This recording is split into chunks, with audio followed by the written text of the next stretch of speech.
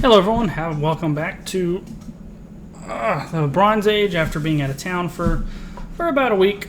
We're back here with another replay analysis to do.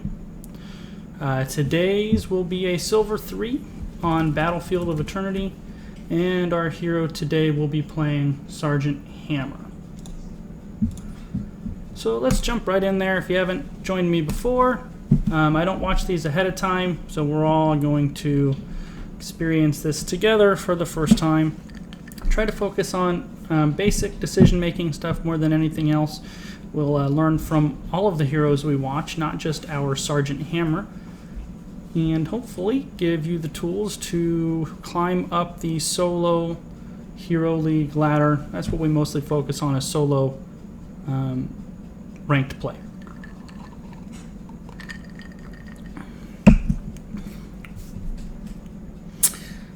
As always, let me know about the volume settings. Whenever we load up an older replay, the volume is always way too high.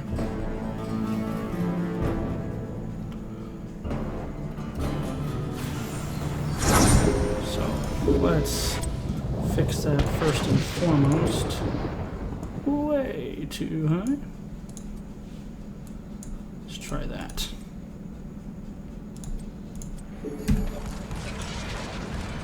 Alright, that seems a little better. So, Martian is our hero. Their Uther's a Smurf. Well, that's good information to know. Silver 3, so this, first to start with, when you have a hammer on your team. Hey, Mitch, what's going on, my man? Stick around afterwards if there's anybody else in there. Mitch and I are casting Division 2 Chair League Playoffs at 7 today. So let's talk about our comp. We have one solo tank Leoric with 3 ranged DPS and a mouth. And on the other side, we have a dive butcher with a Zarya, a divine shield, a Leeming, and an Artanis. So already looking at these comps, I do not like Hammer's chances. They have butcher, dive, Leeming, deletion, and very little ability to peel. In my opinion, the best Hammer comps are double tank. You want to force the opposition to fight under your umbrella but not let them get to you, and your team does not have the ability to do that other than a gust, and that's a pretty long cooldown anytime you want to pill. Mouth can do it a little bit with his roots, but Leoric solo tank is going to have a difficulty keeping Artanis and Butcher and Zarya off, I think, the squishies. So I really don't like Leoric as a solo tank with these comps. But let's see how it goes. I think our Hammer is going to struggle a lot to stay safe and safely do damage.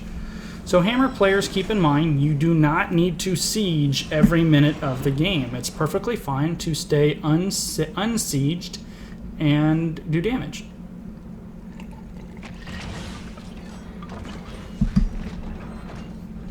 Well, this is not good. We already have some salt from the draft, apparently, in this game. That's not a good start.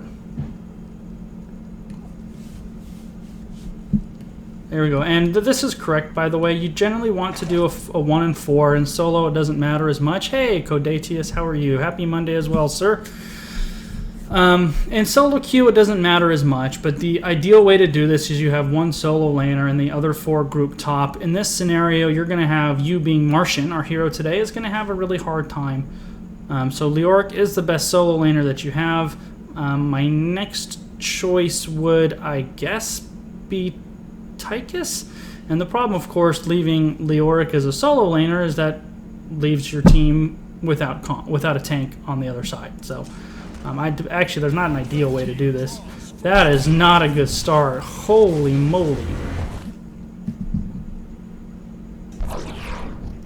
So I like Martian right now, playing nice and safe, not sieging up. That's good. And the way to deal with Zarya, by the way, I'm going to pause this real quick. I'm going to turn my volume down because I think on my end it's a little bit high. Let's see here.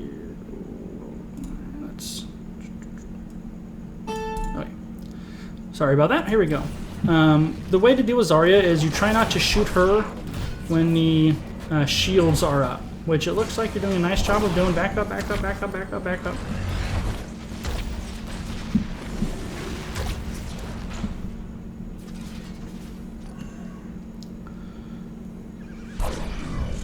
So now you can get out there and you can shoot them a little. You don't need to siege up. Remember that. And then look what happened as soon as you did. You can stay mobile. You don't need to siege up. You do plenty of damage on your own. But look at that Zarya. Zarya's got almost full energy. You cannot get near her. And what Falstad wants to know, how can you solo that? Well, Falstad or Leo would be coming here. So here's how this would work. If Leoric were to come up here and solo top, he would lose the top lane because there's two of them, right? And ideally, that would mean you're winning the bottom lane. So losing a lane in and of itself isn't a bad thing as long as you're winning the other lane just as hard. There you go, siege behind the wall.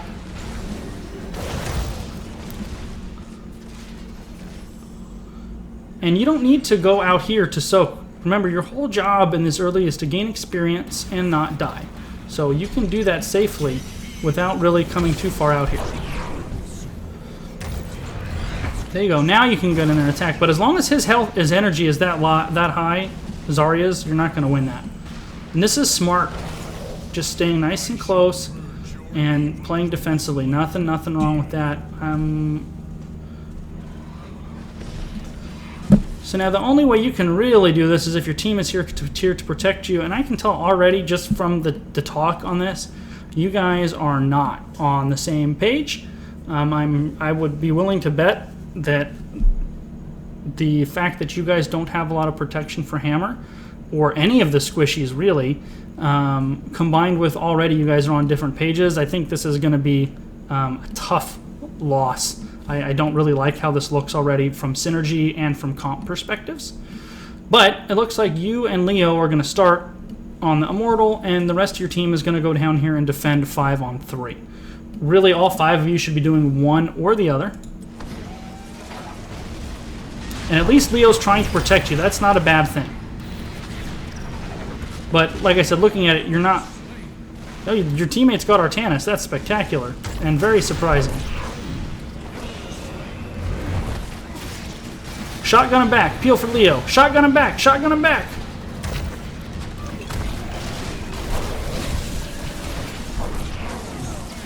Nice job. So far, so good. I still don't like the comps. And that's a fairly safe place to set up. And you guys lost halftime. Even despite the 3 kills that you got and the level lead, you guys still lost halftime.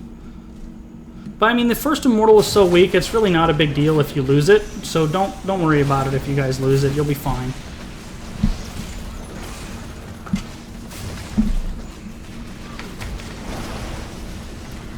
And that's an important thing for Hammer, is what you're doing right here is making sure you set up outside of the range of the rings, which you were, which is great. I've seen Hammers... Don't berate your tank. I don't really like that. I agree that all 5 of you should have been on the same page, and your tank always needs to be with the team anyway. I don't think you guys were winning that regardless. So Leo's got the right idea. You always want to send one person to soak the top lane, and the rest of them down to the bottom. In this case, I think Leoric is the right person to send top, since the rest of you are all range damage dealers anyway. You can sit safely behind the walls and defend pretty effectively. This first Immortal is fairly weak, so you guys should be able to burn it down pretty quickly between you and Falstad and Tychus. I talk about this a lot. We don't need to get salty with our teammates. It doesn't accomplish anything. You want to get everybody on the same page, and this kind of passive-aggressive stuff just makes people not want to work with you. So let's try to stay positive. Don't feed the trolls. See, now instead of fighting, we're typing at each other.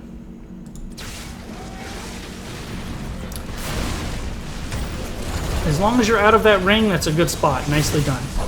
So like I said, look, the range damage dealers, you guys are burning it down pretty quick. Now you got to be careful with the gate down, but you should still be okay. Nice job all around. Don't attack Zarya. Zarya is wrecking you guys right now.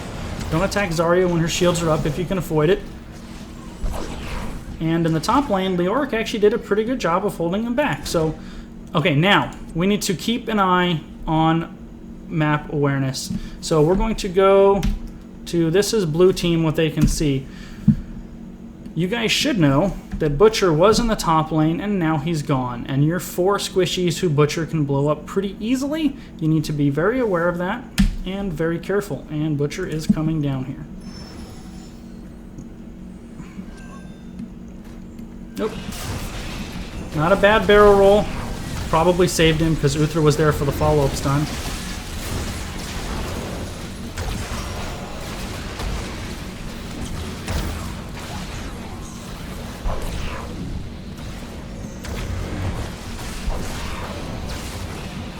Well, they're...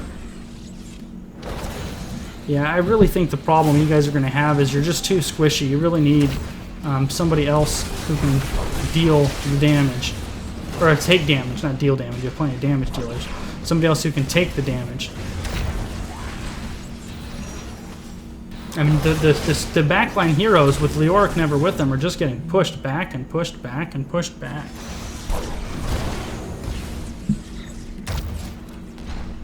And Zarya seems like she's always at full energy, so that's something to be aware of. Watch her energy levels when you're starting to fight. This is not a bad idea to get this camp. You want to time the Merc camps to right when the objectives spawn.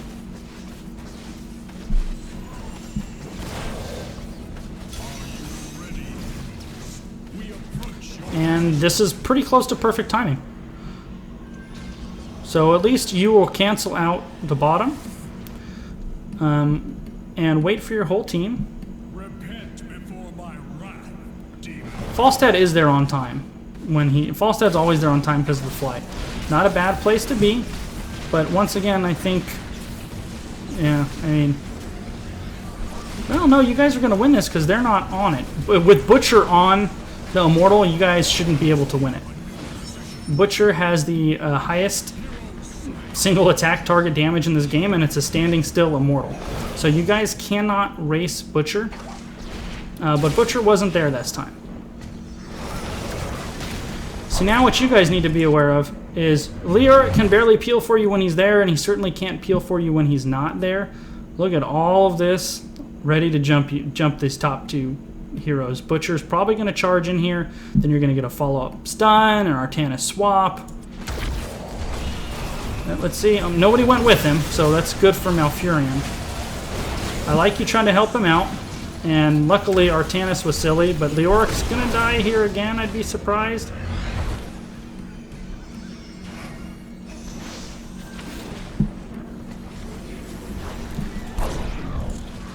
So this is something to be aware of.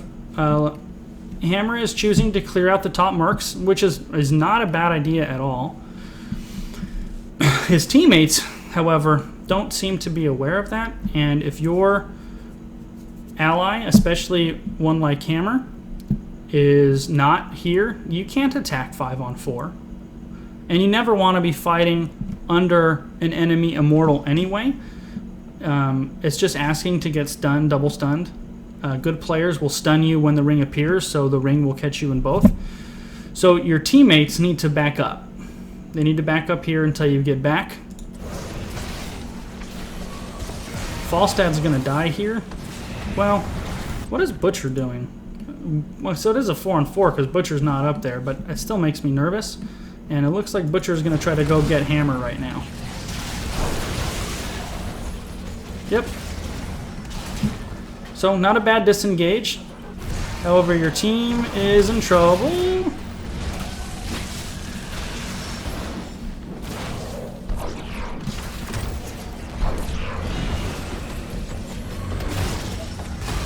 Okay, I will give you my opinion on this match so far. I think you guys got outdrafted. Blue team was outdrafted by red team. But Butcher is a late game hero. And he doesn't do nearly as much damage as he should until after he gets his quest completed.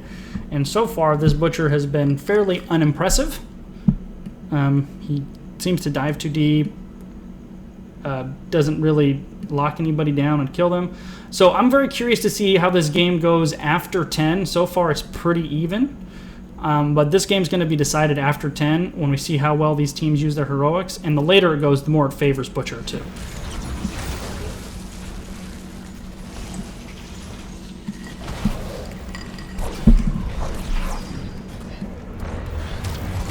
Okay.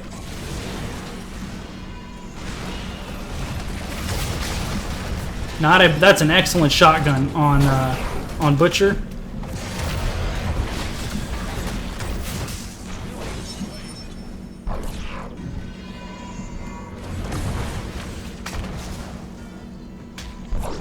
So far, Hammer has been doing... Whoa, what in the world is that? Falstad players, that is an absolutely terrible... such a bad idea. I would be shocked if Falstad got out of here alive. Never blindly fly under the enemy boss when you don't know where the enemy team is, really.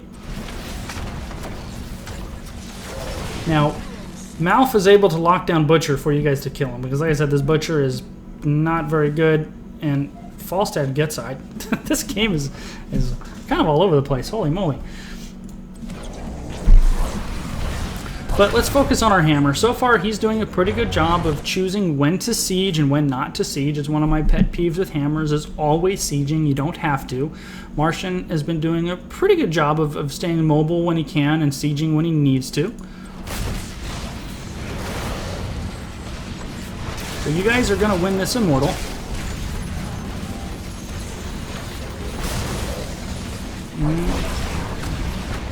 But Malf may die. This whole enemy team here is so close to death.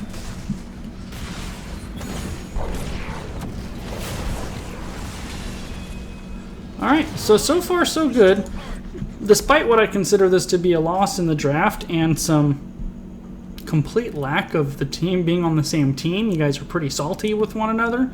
It's going okay. This is one of those games, though, based on how the players are talking to one another, that I think could really go sideways if something went wrong. But so far, so good. Our Hammer's doing a nice job. Hasn't really gotten himself into any terribly tough spots. Has been where he needed to be for the most part, doing good damage, not getting himself into trouble, despite the fact that he doesn't have a lot of good protect the hammer pieces around him, which was pretty tough to do. So, nice job on Martian. Tychus dies in the bottom lane. So, two things to think about. We're going to go to our vision. So here's our vision. We know there's 2 showing in the bottom. So that means it's mostly, at most, 3 in the top. So you guys have a 3-on-3. See, once again, this is not necessary. It's just salt.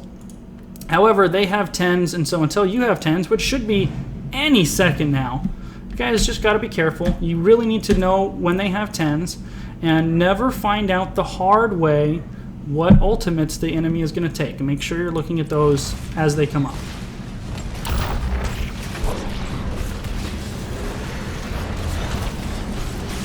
So Zarya players, that was a little bit of a waste of an ultimate. She really didn't get anything done with it. The one where it pulls you in is that Graviton Surge. Yeah, Graviton Surge is best as part of a Wombo combo. So maybe to bring him into Butcher. There's not a lot of Wombo-y going on in here. So, but, you know, try to make... I mean, that's a long cooldown to get nothing out of it. So now, once again, you guys know Li Ming is at the bottom, so you're 4-on-4. That's something to always be aware of. Always know where the enemy is. And Hammer's positioning is really good in that if they come from the bottom where Butcher is coming from, he's going to be safe. This Leoric and the Falstad should switch. The Squishy should always be on the safe side, which in this case is back here. And the tank should always be on the more aggressive side, which is down here. Because when Butcher gets here, and he's coming, the first person he's going to hit is Falstad, and that's not what you want. You want him to hit Tychus, or I'm sorry, Leoric first.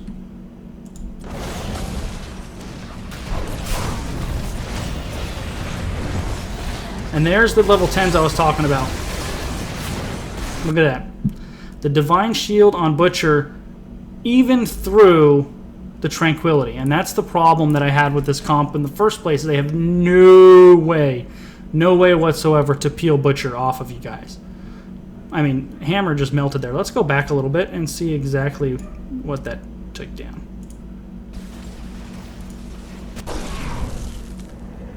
well, here we are. So there's the charge. Divine Shield's going to hit him right there. And now we also have a full energy Zarya. I bet you that's where the rest of this damage comes from. Right? Oh yeah, so they have really good target synergy. Butcher combined with a full energy Zarya. Look at how fast he goes down here. And that's with Tranquility on you the whole time. See, Artanis was... Oh, and Artanis Beam as well.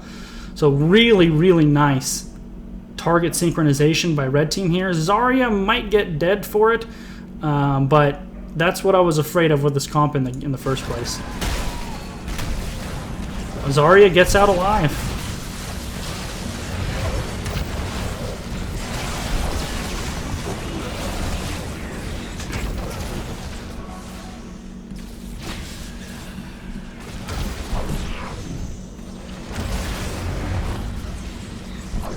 Nope, you definitely could not boost out of that.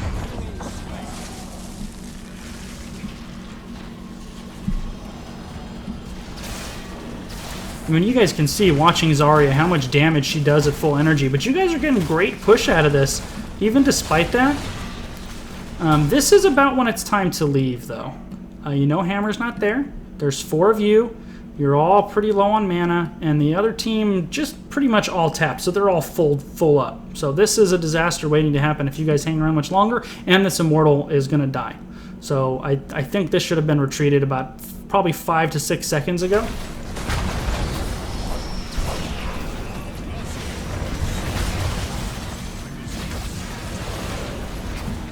They burn the laser down really good, and there's the swap onto Leoric, and Leoric's going to die.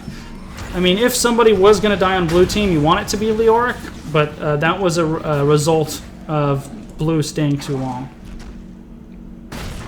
I don't really like Hammer soloing camps, but I guess it's okay. You know everybody's top, and you're going to get it done pretty quick. You're going to be pretty low on life afterward, too, though.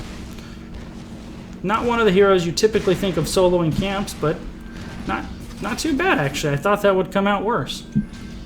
There you go.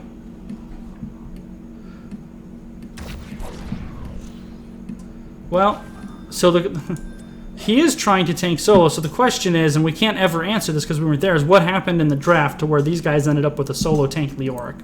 Because that really shouldn't have happened. I mean, it's going to be really tough for him, and the longer this game goes on and the more tools red team gets, the harder it's going to be for him to do it. Did he take? And he took March of the Black King. So instead of Entomb, which gives him another tool to peel or engage with, he took March instead, which I think was a mistake.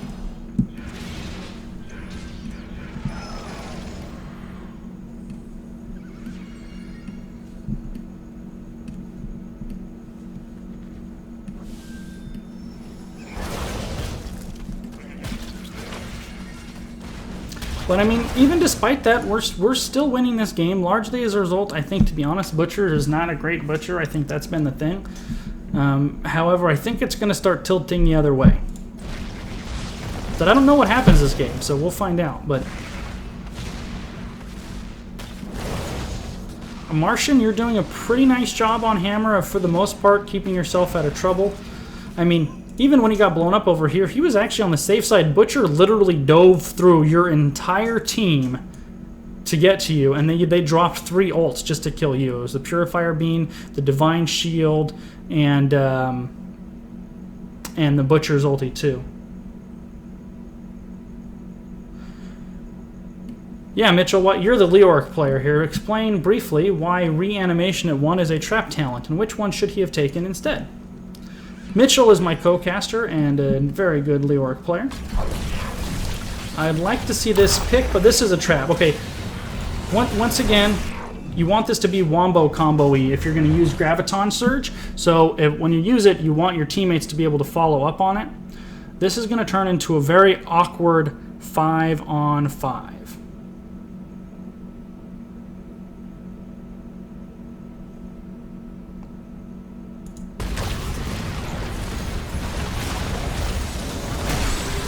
Ooh, alright, so I don't go into builds too much on here. I try to focus on decision making. Falstad players don't take Hinterland's Blast, especially in this case where the #1 problem your team is going to have is keeping the divey characters off of the squishy backline, the best tool that your whole team has at its disposal to do that is Mighty Gust. If you had a Mighty Gust there instead of Hinterlands, Malfurion might live, Leoric might live. I mean, Mighty Gust is just such a playmaker. So that's one death that could have been prevented by Mighty Gust. 2 deaths that could have been prevented with Mighty Gust. 3 deaths that could have been prevented by Mighty Gust. 4 deaths that could have been prevented by Mighty Gust. Hey, welcome, welcome. I'm excited. Mitchell there is going to cast as well. Just also know, Zarya at full energy is brutal one-on-one. So as a Falstad, you can't take that.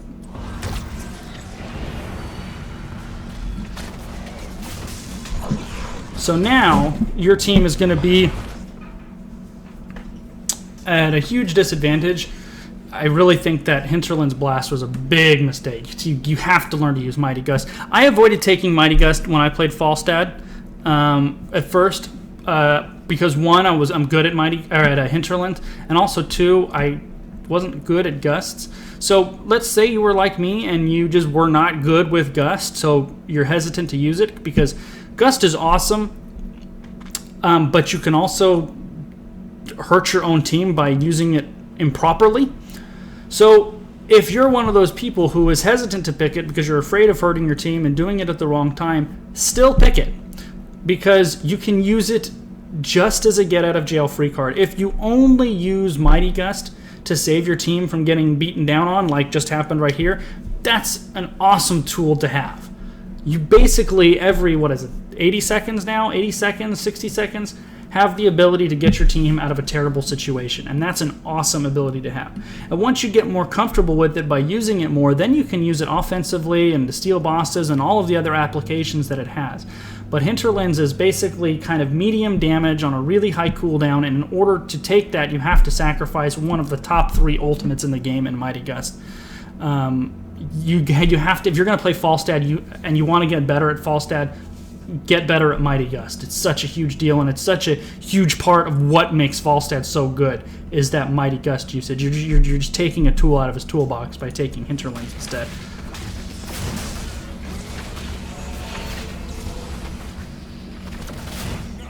And this is true as well. I said that a few minutes ago, and Tomb, I think, would have been a better selection. This comp, like I said from the get-go, is limited on CC, and then the 2 ultimates that would have given you more CC and more peel, neither one of the heroes took them. So, it's just, yeah. But once again, after the fact, this doesn't do anything, so why bother saying it? And now you guys need to be wary, because Butcher has finished the game. This doesn't. Don't feed the trolls. Don't get salty. The only thing you're going to do is make it worse and not better. While that is correct, why didn't he get Gust? Be positive. Stay positive. And you guys need to be aware, you cannot race the Immortal the rest of the game once Butcher has the going brand. You will lose the race with a quested Butcher. So now, you guys, in order to win the Immortal, you have to win a team fight and then win the Immortal. So you guys are probably going to go up against a full-strength Immortal here. Watch how quickly Butcher burns this down.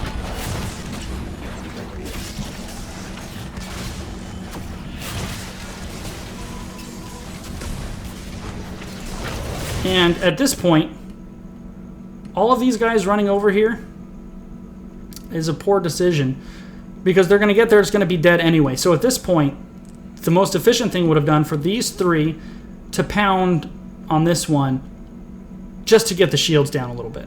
Just to get the shields down, because it was lost. This Immortal was lost. So if these 3 would have come over here and taken a little bit of the shields down, it would have accomplished a little bit of something rather than nothing.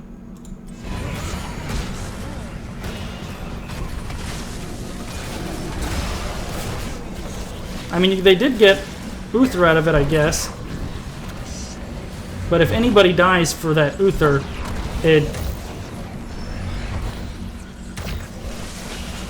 yeah, here we go. And this is why. This is why. And that's exactly why go over there. Every time you look to engage the enemy, you should have an objective in mind. Yeah, it really has, Mitch. This whole match has been solved. And I'm surprised Blue Team has actually was as close as they were. And I actually haven't been focusing nearly on much as Hammer as I should, because to be honest, I think Hammer has been largely playing well for the most part. He has a comp that's inferior to the enemy's team comp. I think Zarya has been killing it. Let's look at Zarya's damage. I bet you it's really high. There you go. I mean, look at it. Zarya's got 20,000 more damage. NA Gusts. Zarya's got 20,000 more damage than Falstad and Tychus. So obviously his team didn't know how to deal with Zarya, and she is just killing them. And now they have a full quest Butcher as well. And once he gets that quest, whew. So Martian here has been doing a pretty solid job. Back up. Yeah, and unfortunately, this is one of the tough things about Solo Hero League, is his team is engaged down here, and the Immortal is pushing up here. So what should Martian do? Should he stay up here and kill the Immortal? Or, it's Martian's replay, Sergeant Hammer. Or should Sergeant Hammer come down here and help his team fight this pointless engagement, I guess? Normally, I would be in favor of him doing what he's doing, which is burning down the Immortal. What would concern me, though, is the Butcher on the other team with Lamb to the Slaughter, and by staying up here, when you know the bad guys are so far down here, you're really leaving yourself overexposed to getting rotated on. So I would be afraid of dying up here, is what I'm worried about. Let's see what happens. Now, I do like, remember I was saying earlier, you don't need to stay siege. I like he's staying mobile. That will help him stay alive if he gets rotated on. So far, he's keeping an eye. As long as you see Butcher, you're probably okay. But the second you see Butcher leave, our Hammer's really got to bugger out. But so far, so good, Martian. Doing what you can do. I like everything you're doing here, Martian. This is really great. Now Butcher's gone, though. Butcher is out of sight range. You need to leave, like, right now. And this fort is already dead. You're not actually protecting this fort up here. You're actually trying to kill the Immortal, right? This fort's already destroyed. So as soon as Butcher leaves, you need to leave quick. See, and this is the mistake right here. The mistake Martian made here wasn't fighting the Immortal, even though his team wasn't there. That was fine. The mistake was staying up here when Butcher comes.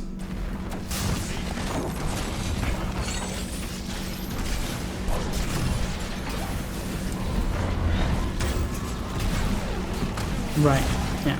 Almost got away. Almost got away. And I don't mind the decision to fight up there, to try to take... You're not defending the fort. The fort's dead. You're trying to kill the Immortal. And Hammer, remember, this was a full-strength Immortal. So Hammer staying up there, he destroyed the entire shield, basically, and it would have been the perfect decision if he had left 2 seconds earlier. He would have gotten away.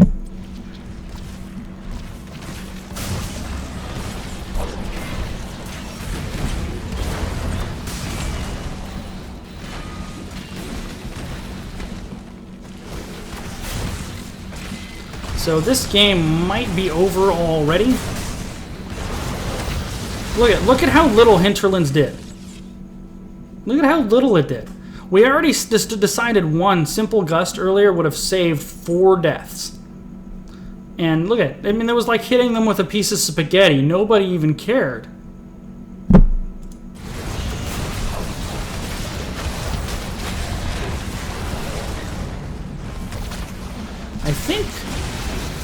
I don't think this game is going to end here unless somebody on blue team dies.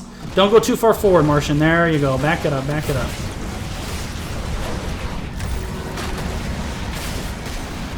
Back up, Martian. You can't stay under Zarya's full energy.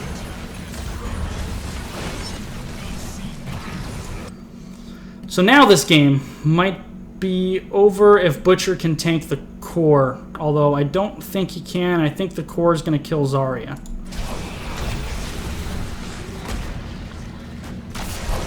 Nope, shield came up. Butcher's gonna die here. Artanis died as well. You guys, and by the way, a gust here. I mean, this is an easy gust. You fly somewhere up here, gust backwards. It's a 5-on-2. Well, should be a 5-on-2. It's a 4-on-2. Would have been perfect.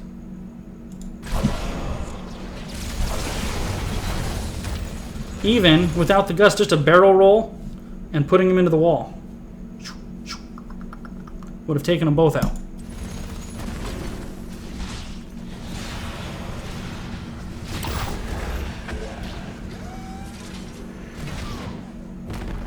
Nice. That was pretty slick for the dismount.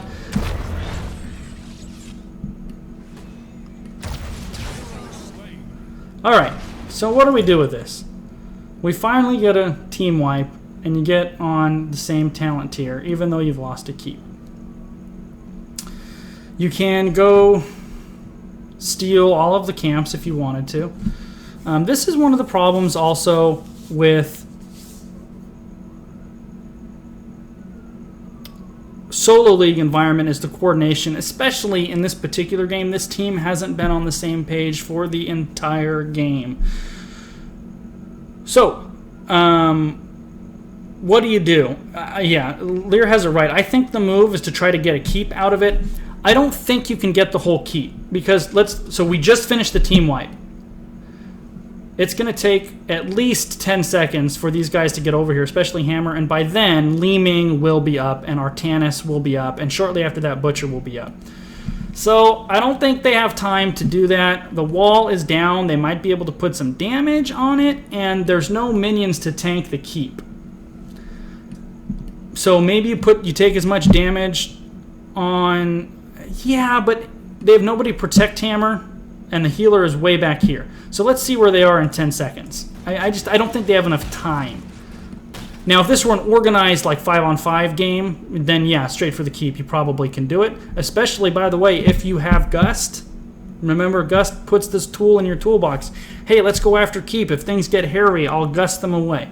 So we have to keep in mind the difference between 5-on-5 and solo league. This team hasn't been on the same page the whole game. If I'm Hammer, I'm probably trying to get my team to take control of the map with Merc camps, just because I don't think I would be able to convince them to go for the keep. See? And this is what I'm talking about. Everybody's going their own direction. So at the very least, if you're going to get all these camps, that's something. I don't know if these two can do it fast enough, though, by themselves. No. Well, Li Ming's going to help them, though. That's nice of her. See, and now let's extrapolate the situation, right? This is about, they were at this keep. This is about how long it would have taken them to get to this keep. So they would have been beating on this keep a little bit. It probably would have been at maybe, what, let's say 60% health when these guys showed up, and look at how low they are already with just Artanis and Li Ming and Butcher. So the attack on this, excuse me, Merc camp would have probably gone very similar as an attack on this keep, except they would have had the keep firing at them as well. So that's why in this particular situation in Hero League, I don't think they could have got much would have got much accomplished on the keep. I think this was the better call, but Hammer and those guys were too late, and now something terrible is going to happen. No one to give it up. It's over. It's lost. You guys are not going to get Artanis off that point. So now it's just time to leave.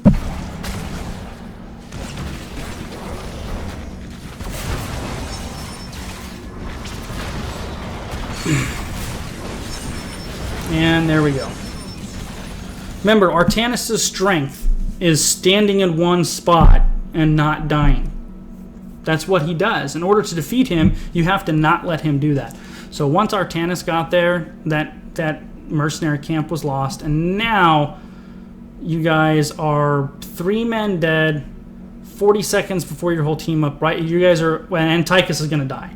So the only person alive again is going to be Falstad, which, by the way, if he had Gust, could have saved your team there, right? So you guys are going to give up another full strength immortal, and this is probably the game.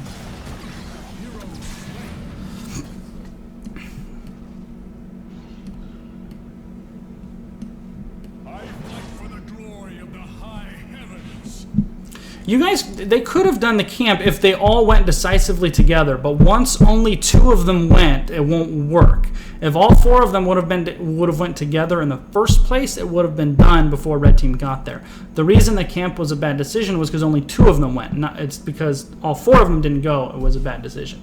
The decision itself wasn't the bad one. It's that they weren't on the same page. And this blue team hasn't actually been on the same page for the entire game. So I think it was Malf and Falstad went over there first. Once they realized it was only the 2 of them, they should have just left and they could have gotten maybe top and bottom, something like that.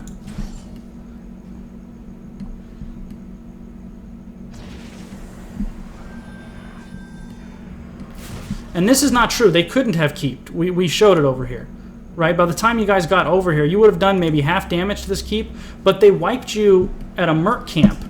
Why wouldn't they have wiped you at a keep when you were being slowed and shot by the keep? So you guys could have certainly put damage on this keep, maybe taking it down to like 50-60%, something like that, but definitely wouldn't have keeped.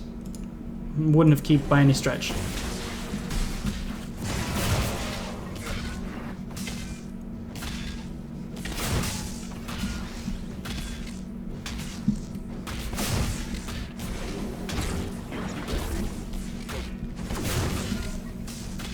This should be game. This should be game. I mean, look at these lanes. You have Mercs pushing in top, now you have Mercs pushing in bottom, and you're going to have a 100-2-0 camp. Or, Immortal. This, by the way, I like this decision. Just burn as much of the shields down as you can. You guys are not going to get over here and prevent them from doing this. So, this is actually probably ironically the best synergy blue team has had. You have one hero clearing each lane, and then you do as much damage as you can to the shields. That's probably the best you're going to get out of this situation that you're in right now.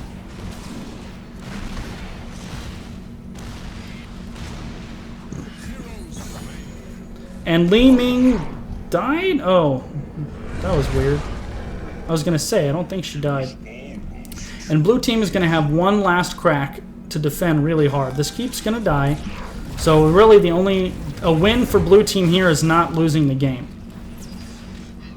And this is too close, by the way. Oh, you have hover siege, so you're okay. Oh, that's a problem. Well, I just said it was too close. That's gonna be game right there, 100%.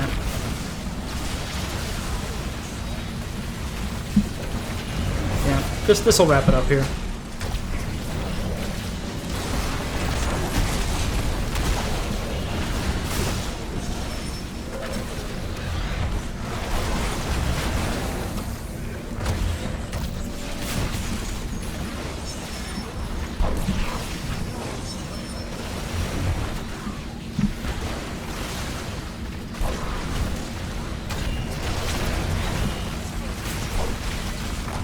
Alright, so what happened this game? I think this game was lost pretty much in draft. I don't like saying that much. I don't think games are lost in draft usually, but blue team lost this draft. They 100% lost this draft. Solo tank Leoric versus the heroes on the other side was absolutely not going to work. And then, furthermore, Leoric didn't take his best tool for peel, which was Entomb, and Falstad didn't take Mighty Gust, which would have accomplished so much in this game, because Hinterlands accomplished nothing. It literally accomplished absolutely nothing. Zarya was the best player in this game, in my opinion, from what we saw. She was just wrecking you guys and didn't really know how to deal with it. Part of that was because Butcher was always in the middle of everything, and there was no focus fire from blue team, and about halfway through that game, you were down in level. So let's talk to our Martian player specifically. What could he have done in this particular game? Well, your team had 0 cohesion, and there's not a lot you could have done about that.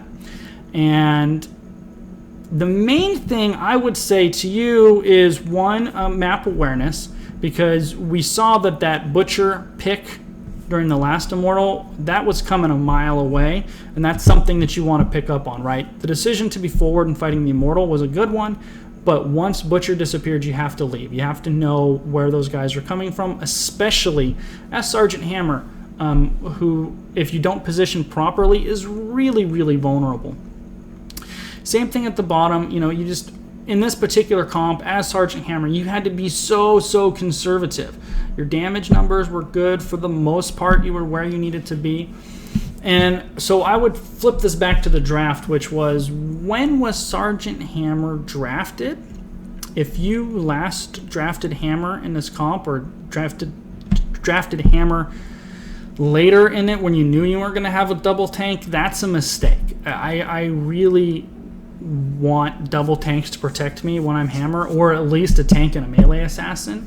You know, like Murden, Thrall, something like that's okay.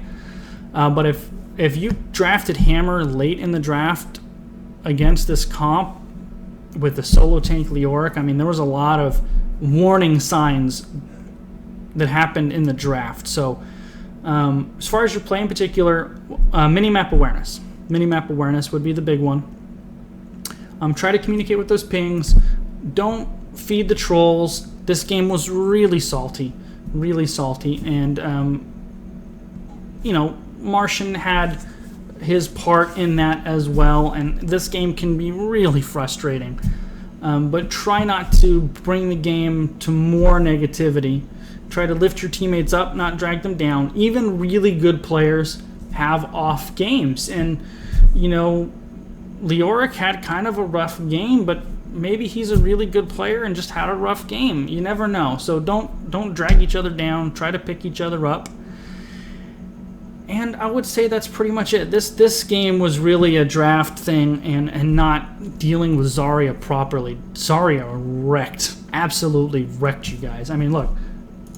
Top kills.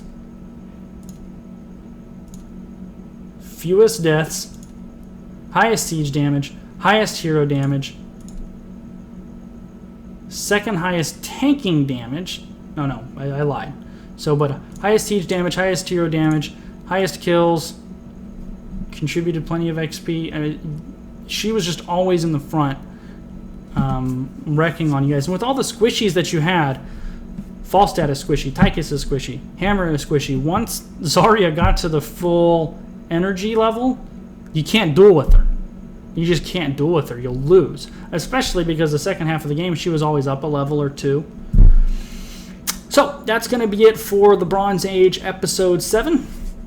Hang around in about 30 to 40 minutes. We're going to have Chair League Division 2 semifinal playoff game. It's going to be a best of 3. Should be a lot of fun. Two very good teams, both of which are probably going to get bumped up to Division 1. Mitchell and I will be casting that game together. Looking forward to that. Thank you for hanging out for this Monday's stream. And come back in about 30 minutes. We should be ready to go for our Chair League game. Thanks, guys.